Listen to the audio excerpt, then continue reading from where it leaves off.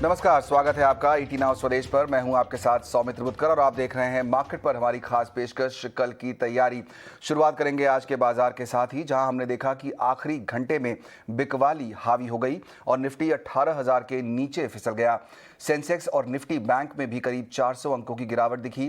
कैसा था आज दिन भर का कारोबार और सबसे ज्यादा एक्शन कहां दिखा, ये बताने के लिए हमारे साथ जुड़ रहे हैं मेरे सहयोगी शरद दुबे। सबसे पहले जो बाजार जो था ओवरऑल रेंज बाउंड दिखा, लेकिन जो आखिरी घंटे थी वहाँ पे सेलिंग ज़्यादा देखने मिला। निफ्टी पकड़ ले तो लगभग 125 पॉइंट डेज के हाई लेवल से जो है गिरावट देखने मिला और एक इम्पॉर्टेंट लेवल है, वो जो लेवल था 18,000 पॉइंट्स का, उससे नीचे बंद हुआ है। तो एक साइकोलॉजिकली जो है वेडनेसडे को जाते हुए, याद रखिए वेडनेसडे के बाद थर्सडे को एक्सपायरी है, तो एक साइकोलॉजिकली एक इम्पॉर्टेंट लेवल के नीचे जो है आपके निफ्टी इंडेक्स बंद हुई है। निफ्टी बैंक इंडेक्स में भी भारी दबाव देखने मिला है और उसमें लगभग 400 पॉइंट का जो है गिरावट हाई से देखने मिला है और 50 दिन का जो मूविंग एवरेज होता है वो पहली बार 3 महीने के नीचे जो आके बंद हुआ है। उसके अलावा बात करते हैं ऑटो की जो इंडेक्स के बारे में, तो निफ्टी ऑटो इंडेक्स जो है लगभग 2% का अच्छा ग्रोथ दिखाया है और इसमें कह सकते हैं कि मॉर्गन स्टैनली और भी अन्य फॉरेन ब्रोकिंग हाउसेज है, उन्होंने कहा है कि सेमीकंडक्टर की जो इश्यूज़ है वो अब पीछे चली गई हैं। तो एक टाइप से एक पॉजिटिव मोमेंटम ऑटो और ऑटो एंसिलरी स्टॉक्स में देखने मिला। उसके अलावा आप ले लीजिए metal, realty, infra, media, pharma, ये सारे स्टॉक्स और सारे सेक्टर्स में बेसिकली तो 1 से 1.5% तक का गिरावट देखने मिला है। और जो मिड कैप के ब्रॉडर इंडिसेस के बारे में बात करें तो लगातार दूसरे दिन की तेज़ी के बाद आज जो है उन्होंने अपने 2 दिन के गेनिंग स्ट्रीक को भी स्नैप किया है। और उसके अलावा निफ्टी पीएसयू बैंक के बारे में बात करें, वो लगभग 2.5% गिर गई थी डेज हाई के लिए और सबसे बड़ा गिरावट जो है आखिरी आधे घंटे में देखने मिला था। अब बात करते हैं स्टॉक स्पेसिफिक, तो सबसे पहले मारुति सुजुकी रहेगा आपका टॉप गेनर रहेगा आपके निफ्टी में। ऑफकोर्स वो जो ऑटो की इंडस्ट्री की न्यूज़ थी सेमीकंडक्टर की, जो पीछे चली गई है और मलेशिया में जो है प्रोडक्शंस स्ट्रांग हो रहे हैं, तो एक टाइप से पॉजिटिव मोमेंटम देखने मिल रहा है। याद रखिए मारुति सुजुकी का जो मार्केट शेयर है वो भी बहुत बेहतरीन है, स्पेशली पैसेंजर कार्स में भारत में। उसके अलावा Mahindra, Tata Motors, hero MotoCorp, ये सारे स्टॉक्स में भी एक अच्छी तेज़ी देखने मिली क्योंकि सारे ऑटो पैक एक साथ भाग रहे थे। उसके अलावा टेक महिंद्रा में एक अच्छी स्ट्रांग मोमेंटम देखने मिली और ये सारे स्टॉक्स 2 से लेकर 5% तक का ग्रोथ दिखाए थे। निफ्टी लूजर्स की भी बात कर लेते तो श्री सीमेंट था one of the top losers और उसके अलावा एसबीआई, टाटा कंज्यूमर और रिलायंस का वेटेज ज़्यादा है, तो वहाँ पे हम लोग देख सकते हैं कि उसके कारण जो है निफ्टी में एक टाइप से पुल बैक देखने मिली। अब ब्रॉडर मार्केट के बारे में बात कर लेते हैं मिड कैप गेनर्स की, तो मिड कैप आईटी स्पेस में तो बहुत सारे आईटी के स्टॉक्स अच्छे कर रहे थे और कॉफर जो है अपनी एडीआर को इशू कर रहे हैं, लगभग $150 मिलियन का जो है एडीआर इशू होगा, तो उसके कारण बहुत सारे जो मझले और स्मॉल कैप आईटी स्टॉक्स है उनमें भी तेज़ी देखने मिली थी। और हॉस्पिटल स्टॉक्स में जो है लगातार तेज़ी देखने मिल रही है और अच्छे नतीजे भी आए थे 2 दिन पहले फोर्टिस के, तो यहाँ पे देख सकते हैं one of the top gainers था। ट्रेंट, भारत फोर्ज में भी एक अच्छी मूवमेंट देखने मिली और आदित्य बिरला कैपिटल, ये सारे स्टॉक्स में लगभग 4 से लेकर 7% तक का उछाल देखने मिला। मिड कैप लूजर्स की भी बात कर ले तो फार्मा स्पेस में ऑलरेडी एक दबाव देखने मिला था दूसरे तिमाही पे और हम देख सकते हैं कि ग्लेनमार्क फार्मा पे जो है सबसे ज़्यादा प्रेशर पड़ा था स्टॉक्स में। और उसके अलावा Union Bank, Ashok Leyland, Voltas और दालमिया भारत, ये सारे स्टॉक्स में भी आज दिन के ट्रेड में जो है लगभग 3 से लेकर 5% तक का दबाव देखने मिला। कुछ इंपॉर्टेंट ट्रेंड्स और स्टॉक स्पेसिफिक न्यूज़ भी मैं बता देता हूँ कि सीमेंट कंपनीज ने अनाउंस किया है कि most of the price hikes जो होने वाले थे उन्हें वो विड्रॉ कर रहे हैं। तो लगभग दिल्ली और एनसीआर रीजन में 15 रुपये प्रति बैग का जो है प्राइस कट देने का एक्सपेक्टेशन है। और तेलंगाना ले लीजिए, तमिलनाडु ले लीजिए, आंध्र प्रदेश, वहाँ पे भी सीमेंट के प्राइस कट का जो है अनाउंसमेंट के रिपोर्ट्स आ रहे हैं। उसके अलावा कोरोमंडल इंटरनेशनल भी फोकस में रहेगा, लगभग 400 करोड़ वो इन्वेस्टमेंट करने वाले अपने सल्फ्यूरिक प्लांट में। और कोटक बैंक और पीवीआर का एक नया करार आया है जहाँ पे को ब्रांडेड क्रेडिट कार्ड्स जो है उन पे यूज़ किया जाएगा। और आखिर में आपके प्राइमरी मार्केट्स के भी एक्शन में बता देता हूँ, टार्सन्स प्रोडक्ट्स का जो आईपीओ का आज दूसरा दिन था, ऑलमोस्ट 2 गुना सब्सक्रिप्शंस हो चुके हैं। कल आखिरी दिन है आईपीओ का सब्सक्रिप्शन का और आखिर में गो कलर्स आईपीओ है, उनका जो है आईपीओ इशू कल खुलने वाला है। 690 रुपये प्रति शेयर की आईपीओ प्राइस रहेगी। तो ओवरऑल एक्शंस देखा जाए तो मिले जुले नतीजे वाले दिन थे, लेकिन आखिरी आधे घंटे में जो है पूरे मार्केट्स में, ब्रॉडर मार्केट्स में और निफ्टी में दोनों में सेलिंग देखने मिली। और ऐसे ही बाजार में हम बाजार के कई बड़े एक्सपर्ट से बातचीत भी करते हैं और आपके लिए नजरिया लेके आते हैं। एक्सिस म्यूचुअल फंड के एमडी और सीईओ चंद्रेश निगम का मानना है कि बाजार में काफी तेजी दिख चुकी है और अब निवेशकों को थोड़ा सावधान रहना चाहिए। बाजार काफी चल गया है, सारे सेक्टर्स, बहुत सारे स्टॉक्स लार्ज मिड स्मॉल सब स्पेस में स्टॉक्स काफ़ी अच्छे उनमें मूवमेंट हो गई है, और काफ़ी हद तक ये रीजनेबल और ज़रूरी भी था, क्योंकि इकोनॉमी में काफ़ी अच्छा उछाल देखा गया है और एक्सपेक्टेड भी है कि अगले 1-2 साल तक ये उछाल इकोनॉमी की ग्रोथ और उसके साथ सब कंपनीज की ग्रोथ भी अच्छी रहेगी। पर बाजार अब मेरे ख्याल से एक लेवल के आसपास आ गया है जहां से हम लोगों को थोड़ा कॉशियस रहना चाहिए। मेरे ख्याल से बाजार ऑलरेडी 1-2 साल की अर्निंग्स और ग्रोथ को ऑलरेडी डिस्काउंट कर रहा है। तो अगर वो जो कंपनीज 2 साल के बाद भी ग्रोथ कर सकेंगी, तो मेरे ख्याल से उनमें अच्छी मूवमेंट अभी भी पॉसिबल है। हमारी इकोनॉमी अभी भी डेवलपिंग इकोनॉमी है, तो जो बेसिक इनकम ग्रोथ से रिलेटेड तो पर कैपिटा इनकम ग्रोथ से रिलेटेड एक्सीलरेट, क्योंकि इनकम ग्रोथ शायद 10% बढ़ेगी, बट कुछ प्रोडक्ट्स और सर्विसेज की डिमांड शायद 20% पर ईयर से बढ़ सके। मैं एक जस्ट मिसाल दे रहा हूँ। तो ऐसे एक्सीलरेशन जो सेक्टर्स हैं, जो कंज्यूमर डिस्क्रेशनरी हो गया आपका सारा, और हेल्थ केयर हो गया, और इवन ट्रैवल एडवेंचर, ये सब जो चीजें हैं इन सब में ग्रोथ आएगी। एंटरटेनमेंट, इसमें सब में काफी ग्रोथ आएगी। IT as a enabler and as a platform, दोनों। ज्यादातर हमारी कंपनीज अभी भी इनेबलर्स पे हैं, बट अब ये नई जो कंपनीज लिस्ट हो रही हैं, जैसे पिछले सवाल में आपने पूछा, आई थिंक ये एक बहुत बड़ा एरिया है, बोथ डिस्ट्रप्शन को इनेबल करने के लिए और डिस्ट्रप्ट करने के लिए।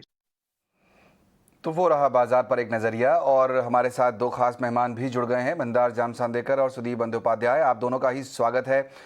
मंदार, आपसे शुरू करूंगा। यहाँ पर 18,000 का लेवल आज निफ्टी ने तोड़ दिया। हालांकि एक ही पॉइंट नीचे उसके बंद हुआ, लेकिन कई बार होता है कि टेक्निकल एनालिस्ट जो है वो एक लेवल को नोटिस करते हैं, यहाँ पर ओपन या उसके नीचे क्लोज हो तो बाजार में एक नया ट्रेंड शुरू होता है। आज क्या रीड किया आपने? सौमित्र, देखिए, बेसिकली मैं तो ज्यादा कुछ इस मूव में रीड नहीं करूंगा, क्योंकि फिलहाल एक रेंज बाउंड ट्रेड है। देखिए, निफ्टी अगर पिछले 3 हफ्तों से देखें तो 17,650 नीचे में और ऊपर में 18,350, 18,400 इस तरीके का एक रेंज खुद के लिए बना चुका है। तो इसी रेंज में निफ्टी ट्रेड करेगा। और जैसे ही हमने इस 2-3 हफ्तों में हमने देखा है कि 17,800 के आसपास जैसे निफ्टी आ जाता है, वहां से बाउंस बैक भी मिलता है। तो एक बात है कि वो ऊपर में सस्टेन नहीं होता है, लेकिन वो, क्योंकि ये एक रेंज बाउंड ट्रेड है, कंसोलिडेशन का ट्रेड है, और कंसोलिडेशन इसी तरीके का होता है, जैसे ही आपको लगने लगता है कि हाँ अब भाव ऊपर के दिखने लग जाएंगे, तब बिकवाली आ जाती है, और जैसे ही आपको लगता है कि हाँ बिकवाली शुरू हो गई, वहीं पे बाइंग आ जाता है। तो इसी तरीके का एक डिफिकल्ट पीरियड होता है ट्रेडर के लिए। लेकिन मुझे लगता है कि निफ्टी के बाहर इंटरेस्ट होगा, स्क्रिप्ट स्पेसिफिक मार्केट है। हाँ, एक बात सही है कि जिस तरीके से पिछले 6 महीने में कोई भी स्टॉक लेते थे और पैसा बन जाता था, वो दौर अब खत्म हो चुका है। तो आपको, निवेशकों को, ट्रेडर्स को जो स्टॉक सिलेक्शन है बहुत सही तरीके से करना जरूरी है, क्योंकि ये स्क्रिप्ट स्पेसिफिक मार्केट है, हर एक स्टॉक चलने नहीं वाला है, और कंसोलिडेशन पीरियड ये डिफिकल्ट पीरियड होता है। बिल्कुल, कंसोलिडेशन का जो पीरियड है काफ़ी डिफिकल्ट होता है। सुदीप, आपको शामिल करेंगे चर्चा में। जैसा कि ये मंदार बता रहे हैं कि बहुत ही स्टॉक स्पेसिफिक होना चाहिए, और अभी हमने चंद्रेश निगम जी को भी सुना, उनको आईटी और जो प्लेटफॉर्म शेयर्स हैं या फिर ट्रैवल एंटरटेनमेंट, ये अब ओपन जब हो रहा है कोविड के बाद हमारा मार्केट इकोनॉमी सब, ये उनको पसंद आते हैं। स्टॉक्स पर तो मैं आगे आऊँगा, लेकिन पहले अगर आप एक आइडिया दे सकें कि किस तरह के सेक्टर्स, कौन सी थीम्स बाजार में अब आपको पसंद आती हैं। जी, बिल्कुल सही कह रहे हैं जगदीश जी और मंदार जी, दोनों सही कह रहे हैं। स्टॉक स्पेसिफिक बिल्कुल रहना चाहिए। सेक्टर की अगर बात करें तो मैं यहाँ पे 2-3 क्षेत्र का जिक्र करना चाहूंगा जहां पे जरूर निवेशक का ध्यान होना चाहिए। और ये जो हमारा कंक्लूजन है, ये एक तो जो स्थिति बन रही है उसको देख के, और जो Q2 के नतीजे आए हैं उसको भी नजर में रखते हुए है। पहला क्षेत्र जिसका मैं जिक्र करूंगा वो है सीमेंट। देखिए, खास बात यह है कि सबको मालूम है यहाँ पे अच्छा खासा टेलविंड इस सेक्टर पे है। सरकार की तरफ से पब्लिक इंफ्रा में बहुत बड़ा स्पेंडिंग की बात चल रही है, और इसके अलावा हाउसिंग फॉर ऑल और जो प्राइवेट कंजम्पशन, प्राइवेट जो कैपेक्स वो भी पिकअप हो रहा है। ये सारे इंडिकेट करता है सीमेंट का स्ट्रॉन्ग डिमांड। और इसका जो सबूत हमको मिला Q2 में, जो कि हम लोग हिस्टोरिकली वीक क्वार्टर होता है सीमेंट कंपनीज के लिए मॉनसून के कारण, इसके बावजूद जो डिमांड में कमी थी, जो नंबर ऑफ सेल्स का नंबर आंकड़े कम थे पर डिमांड स्ट्रॉन्ग था। और इसके चलते इन्होंने प्राइस हाइक Q2 में लिया, एक वीक क्वार्टर वहां पे भी प्राइस हाइक कर पाए। इससे साफ साबित होता है कि अंडरलाइन डिमांड स्ट्रॉन्ग है। तो इस सेक्टर पे जरूर ध्यान देना चाहिए। थोड़ा बहुत प्राइस ऑलरेडी बढ़ा है, पर यहाँ पे अभी भी अगर आप लोग एक साल का नजरिया रख के कोई खरीदारी कर रहा है, लार्ज कैप सीमेंट या मिड कैप या स्मॉल कैप में भी देख सकते हैं, आप जरूर खरीदारी कर सकते हैं। दूसरा क्षेत्र जिसका मैं जिक्र यहाँ पे करना चाहूंगा वो भी थोड़ा अजीब है, क्योंकि पिछले कुछ दिनों से पिटाई हो रहा है मार्केट में, पर अगर हम बिलीव करते हैं कि इंडियन इकोनॉमी में मोमेंटम वापस आया, हम लोग करीब डबल डिजिट ग्रोथ के आसपास ग्रो करने वाले हैं on A run rate basis, जो ग्रोथ अभी हम देख रहे हैं इसको अगर एक्स्ट्रापोलेट करके देखें तो डबल डिजिट के आसपास जीडीपी ग्रोथ होना चाहिए। और अगर ऐसा जीडीपी ग्रोथ होता है तो बीएफएसआई एज ए सेक्टर बहुत बढ़िया परफॉर्मेंस दिखाना चाहिए। और पिछले क्वार्टर में भी हमने देखा जो नतीजे आए आईसीआईसीआई बैंक, एसबीआई या बाकी जो दिग्गज बैंक, उनके जो नतीजे आए वो साफ हो रहा है कि एसेट क्वालिटी की दिक्कतें कम हो रही है, क्रेडिट ग्रोथ शुरू आ गया, वापस क्रेडिट ग्रोथ आ गया, रिटेल ग्रोथ बहुत अच्छा है, कॉर्पोरेट क्रेडिट डिमांड थोड़ा कम है, पर वो भी आ रहा है वापस। तो ओवरऑल ये सब नजर में रखते हुए बीएफएसआई में भी बुलिश है। ये दो सेक्टर यहाँ पे जरूर खरीदारी की जा सकती है, नजरिया एक साल का होना चाहिए। ओके, सीमेंट और बीएफएसआई ये दो स्पेसेस हैं जो सुदीप जी को पसंद आती हैं। नज़रिया एक साल का रखिए। एक और स्पेस जो काफ़ी एक्शन में रहा वो था आज ऑटो। चिप की कमी से जूझ रही ऑटो इंडस्ट्री के लिए राहत की खबर आई है। मॉर्गन स्टैनली का कहना है कि मलेशिया में चिप का उत्पादन पूरी क्षमता पर पहुंच गया है। इसी पर और जानकारी लेते हैं मेरी सहयोगी सृष्टि शर्मा से।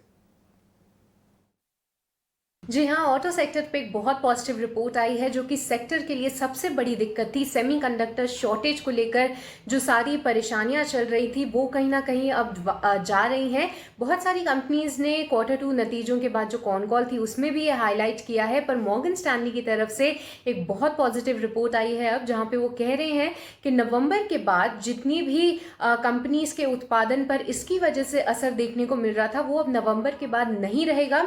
धीरे धीरे कर सिचुएशन में सुधार देखने को मिल रहा है। और मलेशिया में जो कि चिप की फाउंड्रीज का सबसे बड़ा हब है, वहां पर जो मैन पावर है वो 100% तक जा पहुंचा है, यानी पूरी रिकवरी वहां देखने को मिल चुकी है। अक्टूबर महीने की ये बात कर रहे हैं। हम देख रहे थे कि मलेशिया में जो फाउंड्रीज थी उनको बंद कर दिया गया था क्योंकि कोविड के केसेस बहुत बढ़ गए थे, पर अब धीरे धीरे करके लोग वापस आ रहे हैं। अक्टूबर में ही सारे के सारे एम्प्लॉयज फैक्ट्रीज में वापस आ चुके हैं, जिसके चलते आगे के समय में उत्पादन और बेहतर होने की वो उम्मीद जता रहे हैं। और साथ ही उनका कहना है कि जो प्रोडक्शन है वो ग्लोबली हम देखें अगर तो वहां पे सुधार देखने को मिल रहा है, और साथ ही साथ भारत में भी ऐसे ही कुछ आसार लगाए जा रहे हैं। साथ ही उनका मानना है कि आगे चल के जो कंपनीज अपनी इन्वेंट्री पॉलिसी है वहां पे बदलाव कर सकती हैं, क्योंकि ऑटो जो चिप्स की डिमांड है वो कहीं नहीं जाने वाली है। उसी के साथ साथ हम देख रहे हैं कि ग्लोबली बहुत सारी कंपनीज ने इस शॉर्टेज के टाइम में आगे आके ये भी बोला है कि हम नए प्लांट्स भी लगाएंगे। तो आने वाले समय में ये माना जा रहा है कि ये जो चिप शॉर्टेज की दिक्कतें नहीं रहेंगी और ये भारतीय कंपनियों को भी इसका फायदा होगा। और आज ही देखिए सबसे ज़्यादा जो ऑटो स्टॉक्स उछलते हुए नजर आ रहे हैं उसमें पैसेंजर व्हीकल्स सबसे ज़्यादा शाइन करते हुए आपको दिखेंगे। बिल्कुल, तो ऑटो सेक्टर के लिए ऐसा लग रहा है कि दिन अच्छे आ रहे हैं। हमने देखा अभी कि दिवाली के आसपास सेल्स के फिगर्स भी अच्छे होने की उम्मीद की जा रही थी, और अब चिप शॉर्टेज की जो समस्या है वो ख़त्म होती दिख रही है। मंदार ऑटो स्पेस काफ़ी ज़्यादा आज एक्शन में था, लेकिन एक स्टॉक जो सबसे ऊपर था वो था मारुति। 8000 के ऊपर अब वो पहुँच गया है। क्या लगता है आपको, यहाँ से अपसाइड बाकी है या जिसका प्रॉफिट बन रहा है वो उसे बुक कर ले? मारुति का स्टॉक बढ़िया लग रहा है, और इसका अगर हम एक 10 साल का अगर चार्ट देखते हैं तो इसमें 2011-12 से बढ़िया सा एक अपमूव देखने को मिला जो 2017 तक चला। स्टॉक ने एक 10,000 के आसपास हाई किया। उसके बाद से यानी पिछले 4 साल से ये स्टॉक एक करेक्शन यानी कंसोलिडेशन में चल रहा है। नीचे में इसने 4,000 का भी लो किया, फिलहाल 8,000 के आसपास ट्रेड कर रहा है। तो पिछले 4 साल से अगर देखते हैं, यानी 10 साल का चार्ट देखते हैं, तो पिछले 4 साल से तो स्टॉक ने परफॉर्म किया नहीं है। मुझे लगता है कि 8329 ये एक इम्पोर्टेंट लेवल है इस स्टॉक के लिए। 8329 ब्रेक करके ये स्टॉक अगर ऊपर चलता है तो इसमें एक फ्रेश मूव स्टार्ट हो सकती है। तो इसलिए जल्दबाजी ना करें प्रॉफिट बुकिंग करने की। 8329 के ऊपर वो लेवल पे किस तरीके से रिएक्ट करता है, वो ब्रेक करके ऊपर अगर चलता है तो होल्ड कीजिए, एड ऑन भी कर सकते हैं, लेकिन फिलहाल प्रॉफिट बुकिंग की जल्दबाजी ना करें, होल्ड कीजिए। जो पोजीशन है उसमें एक ट्रेलिंग स्टॉप लॉस लगा सकते हैं, वो स्टॉप लॉस होगा 7200 के आसपास, और 8329 के ऊपर, इसमें ऊपर का जो इमीडिएट टारगेट बनेगा वो 9500 से लेके 10,000 तक का होगा। 8329 वो इंपॉर्टेंट लेवल है जिस पर आपको नज़र रखनी है। फिलहाल अगर मारुति आपके पास है तो आप होल्ड कर सकते हैं, और अगर 8329 के ऊपर ये स्टॉक गया तो फिर 9.5 और 10,000 तक के टारगेट मंदार एक्सपेक्ट कर रहे हैं। सुदीप, आप क्या पिक करेंगे, 4 व्हीलर्स, 2 व्हीलर्स? क्योंकि अभी डिस्कशन तो ये भी चल रहा है कि जो 4 व्हीलर कंपनीज हैं, चाहे वो टाटा मोटर्स हो या दूसरी बड़ी कंपनियां, वो ईवी बिजनेस में भी आ रही हैं। तो अब एक बिजनेस में एक नया एलिमेंट भी ऐड होने वाला है जिस पर भी उम्मीद की जा रही है कि ग्रोथ काफ़ी अच्छी होगी। जी देखिए, मेरा मानना है कि आज का जो डेवलपमेंट है इसको नजर में रखते हुए किसी स्टॉक पिकअप करना है तो वो 4 व्हीलर क्षेत्र के एक कंपनी जो जिनका परफॉर्मेंस अच्छा रहा है और जिनके 2-3 तरह के बिजनेस है, महिंद्रा एंड महिंद्रा, यहाँ पे हम लोगों का व्यू बहुत पॉजिटिव है, और पिछले करीब कहीं यहाँ पे हम लोग 1100 रुपए का टारगेट लेके खरीदारी की सलाह दे रहे हैं। ट्रैक्टर बिजनेस में थोड़ा बहुत मानसून के कारण उतार चढ़ाव था, पर लॉन्ग टर्म बहुत पॉजिटिव है। एसयूवी जहां पे इनका बहुत अच्छा पकड़ है, वहां पे जो नए मॉडल्स लॉन्च हुए हैं बहुत अच्छा काम कर रहा है। ओवरऑल यहाँ पे खरीदारी की सलाह दे रहे हैं। दूसरा एक थोड़ा हटके मैं बात करना चाहूंगा यहाँ पे कि अगर जैसे आपने जिक्र किया कि ईवी बहुत बड़ा हो रहा है और उम्मीद यही है कि आने वाले दिनों में ईवी सेगमेंट और भी बड़ा हो जाएगा, एक बहुत ही बड़ा सेगमेंट ईवी हो जाएगा ट्रेडिशनल व्हीकल के कंपैरिजन में।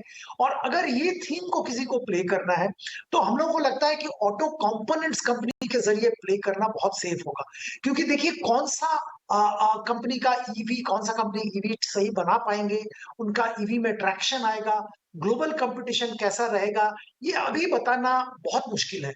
पर ऑटो कंपोनेंट्स कंपनी की अगर बात करें, जो कंपनी सप्लाई चेन में घुसे हुए हैं और उनके लिए थोड़ा बहुत डाइवर्ट करके ईवी के कंपोनेंट्स बनाना, और बहुत सारे ऐसे कंपनीज तो हैं जो कि जो पार्ट्स बनाते हैं उसमें ईवी में भी सेम पार्ट्स लगेंगे, ऐसे कंपनीज में ध्यान देना चाहिए। तो मैं मदरसन सुमी का जिक्र करूंगा जरूर, मैं भारत फोर्ज का जिक्र करूंगा, मैं एंड्योरेंस टेक का जिक्र करूंगा। ऐसे कंपनीज में जरूर ध्यान दिया जा सकता है। बिल्कुल, तो बड़ी कंपनियों में महिंद्रा एंड महिंद्रा आपकी पसंद है, 1100 तक का आप टारगेट लेके चल रहे हैं। उसके अलावा जो ऑटो कंपोनेंट कंपनीज हैं वहाँ पर फोकस करेंगे, चाहे वो मदरसन सुमी हो या एंड्योरेंस टेक जैसा नाम लिया अभी सुदीप ने। ये जरिया है ऑटो का जो प्ले है उसके साथ आगे चलने की। एक और सेक्टर पर फोकस करेंगे और वो है एयरलाइन। शेयर बाजार के दिग्गज राकेश झुंझुनवाला की एयरलाइन आकाशा ने 72 बोइंग 737 मैक्स जेट खरीदने का ऑर्डर दिया है। आकाशा ने इसके लिए बोइंग के साथ $900 करोड़ का करार किया है। आकाशा को इन विमानों की डिलीवरी 2022 से शुरू हो जाएगी। और एक और बड़ी वॉइस जो आज हम आपके लिए लेकर आए हैं, एयर इंडिया के विनिवेश के बाद एविएशन सेक्टर की तस्वीर क्या होगी? क्या आसमान में किरायों की जंग छिड़ जाएगी? इंडिगो के सीईओ रोनंजॉय दत्ता ने ईटी नाउ स्वदेश के मैनेजिंग एडिटर निकुंज डालमिया से एक्सक्लूसिव बातचीत में बताया कि उन्हें नहीं लगता कि प्राइस वॉर जैसी कोई चीज़ होगी, और अगर कुछ होगा भी तो इसके लिए टाटा जिम्मेदार नहीं होंगे। If I could just talk about the market share, what you have, the market share of 50% plus does give you a dominant edge. It is quality and it is size of operations which do kick in when it comes to managing a large fleet size like Indigo. Could there be a price war? Could there be disruption? Could there be Tata's trying to come back and want to gain more market share, and that may hurt the incumbents? Do you see this kind of a price war in the skies? No, because it's good to have healthy, economically responsible competitors. And I believe that is what the Tata Group will be. Comparatively, I wouldn't classify the old Air India as an economically responsible airline. We know that for years they were funded by taxpayers. So obviously they were not pricing the product correctly. Therefore, I think this is good again from a pricing standpoint to have not airlines which are floundering, not sure where they're going, have a clear vision, have a clear cost structure, and then price responsibly. So I think I don't foresee any price wars. I see only responsible pricing. Let me ask my next question not on behalf of a shareholder but on behalf of a consumer. Yes. I wanted to travel on the long Diwali weekend and I had to shell out in 5-digit for an air ticket to Delhi to Mumbai. Yes. Do you think air prices today are a function of high fuel prices and consumers are paying more, or this is pure demand which is coming back, which in a sense is giving pricing power back to airlines? So let's talk of pricing of airlines in India. The first point is that Indian air ticket prices are the lowest in the world. Okay? They're the lowest in the world. We know the cost pressures we face, especially with ATF and high taxes and so forth. Yet, airfares in India are the lowest in the world. And not by a little bit, by a lot. Secondly, yes, prices are sometimes they're low, sometimes they're high. But as a consumer, if you are buying, I would say intelligently, if you're looking for a good deal, they're always there. You just have to plan your trip in advance and you will get a low price. Now, the fact is that if you're going to be at last minute purchaser, yes, you will pay a high price. And that's the way airline pricing works. But the overall point is, on any global comparison, Indian prices are the lowest in the world. Indigo के CEO रॉननजॉय Dutta वहां बताते हुए कि Tata group के aviation industry में आने से healthy competition ही बढ़ेगी। और उन्होंने एक जो मंत्र भी बताया ईटी नाउ स्वदेश को आज कि अगर आपको सस्ते टिकट चाहिए, एयर टिकट चाहिए, तो प्लानिंग एडवांस में कीजिए। चलिए, ये एक सेक्टर है जो फोकस पे रहेगा हमारे, लेकिन अब वक्त हो गया है हमारे दोनों ही मेहमानों से ये जानने का कि वो कौन से आइडियाज़ इन्वेस्टमेंट और ट्रेडिंग के आपके लिए लेकर आए हैं। शुरुआत सुदीप आपसे करेंगे। कौन से आइडियाज़ आज शेयर करना चाहते हैं आज आप हमारे दर्शकों के साथ? जी, एक स्पेशलिटी केमिकल दिग्गज कंपनी है नवीन फ्लोरिन। ये फ्लोरिन केमिस्ट्री में काम करते हैं और यहाँ पे इनके जो प्रोडक्ट्स हैं और जो रिसर्च करके प्रोडक्ट निकाल रहे हैं वो बहुत ही बेहतरीन है। जैसे हम जानते हैं कि ग्लोबल मार्केट में अच्छा बिजनेस मिल रहा है इनको। चाइना प्लस स्ट्रेटेजी हेल्प कर रहा है, डोमेस्टिक मार्केट में भी इनका बिजनेस बढ़ रहा है। हाल ही में एक एमएनसी से बहुत बड़ा ऑर्डर इनके सब्सिडियरी को मिला एग्रोकेमिकल रिलेटेड फ्लोरिन कंपाउंड बनाने का, और ये बड़ा लंबा अवधि का कॉन्ट्रैक्ट है। इसके अलावा ओवरऑल अगर हम देखें तो हम लोगों को लगता है कि जो मार्जिन पे बीच में प्रेशर देखने को मिला था जो इनपुट कॉस्ट के कारण, वो धीरे धीरे मैनेजेबल हो रहा है और आने वाले दिनों में परफॉर्मेंस इस लेवल से भी सिग्निफिकेंटली इंप्रूव करने की संभावना है। तो 4300 का टारगेट लग के यहाँ पे 9 महीना से 12 महीना का समय लेके खरीदारी की सलाह दें। ओके, तो नवीन फ्लोरिन होगी यहाँ पर आपकी पसंद। मंदार, आप कोई ट्रेड्स लेकर आए हैं आज?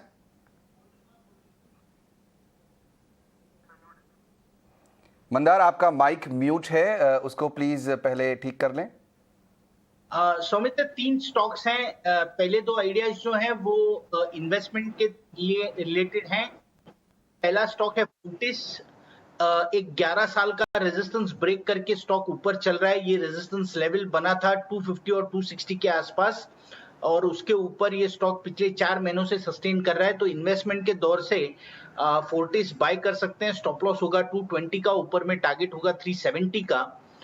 दूसरा जो स्टॉक है वो भी इन्वेस्टमेंट के दौर से ये है इंडिगो, एविएशन सेक्टर। जैसे हमने बात की, फिलहाल इंडिगो एक अच्छा लगता है।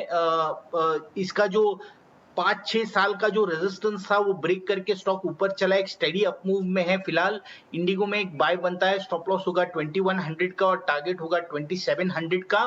और लास्ट स्टॉक जो है वो शॉर्ट टर्म के हिसाब से है, ये है एक्रिसिल। एक्रिसिल ने एक 850 का रेजिस्टेंस ब्रेक किया हुआ है हाल ही में, और ऊपर में ये एम कर रहा है 1000 की लेवल्स के लिए, तो इसमें एक बाय बनेगा, 820 का स्टॉप लॉस होगा और ऊपर में 990 से लेके 1000 का इसमें टारगेट होगा। ओके, फोर्टिस, इंडिगो यानी इंटरग्लोब एविएशन और एक्रिसिल, ये 3 हैं मंदार की पसंद। चलिए अपने दोनों ही मेहमानों से हम लेंगे विदा। बहुत बहुत शुक्रिया सुदीप और मंदार आज कार्यक्रम में शामिल होकर अपना नज़रिया और अपने आइडियाज़ हमारे दर्शकों के साथ शेयर करने के लिए। कल की तैयारी की पूरी टीम को फिलहाल दीजिए इजाज़त। ब्रेक के बाद